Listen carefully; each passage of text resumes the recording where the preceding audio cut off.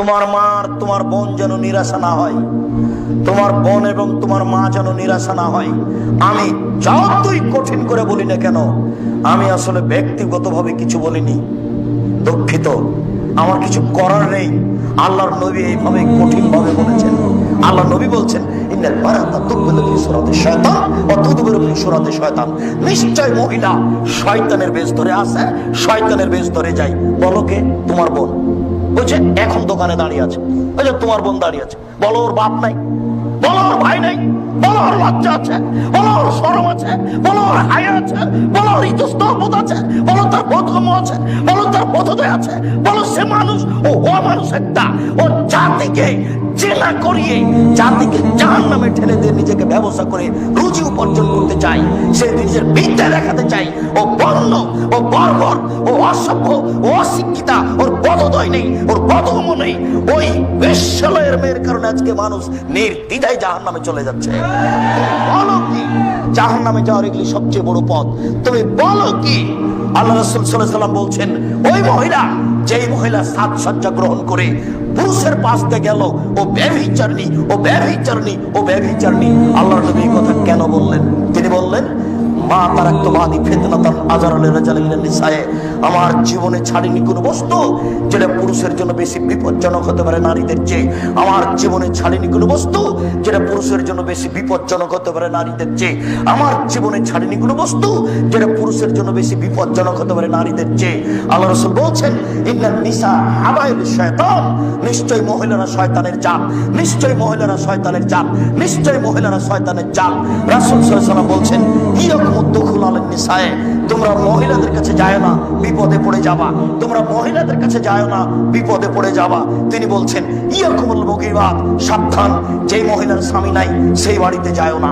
সাবধান, যেই মহিলার স্বামী নাই সেই বাড়িতে যায় না। সাবধান, যেই মহিলার স্বামী নাই সেই বাড়িতে যায় না।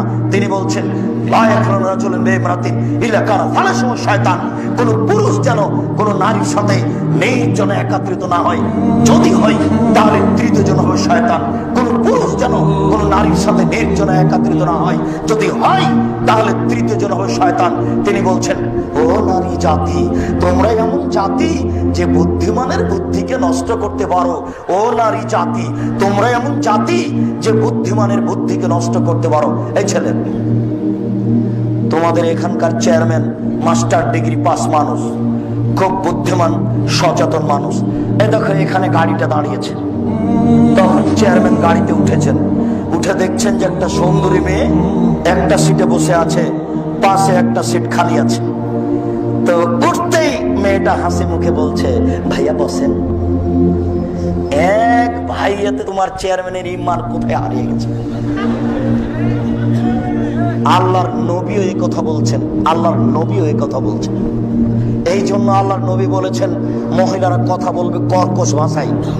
মোবাইলে রিং হচ্ছে, তোমার মা একাই আছে, বাসাতে কেউ নেই, তোমার মা সবার রিং ধরতে পাবে না। যদি ধরেও খুব, আসসালামু আলাইকুম, জি কে বলছিলেন?